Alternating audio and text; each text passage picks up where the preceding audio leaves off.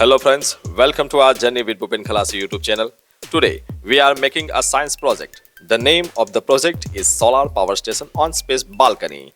We are making this project using waste materials. Solar energy is an important factor for an eco-friendly environment in today's time. Through this project, we will create that with this work. The main role in this project is science teacher Deval by Tandil, who we are helping to make this project. Hope everyone will like this project. Our child scientists within this project are Astha and Zil. This will represent the project. So stay tuned throughout the video and let us know how you feel about this project. If you like the project and the video, then don't forget to like the video and don't forget to subscribe if you are new to the channel. Thank you very much.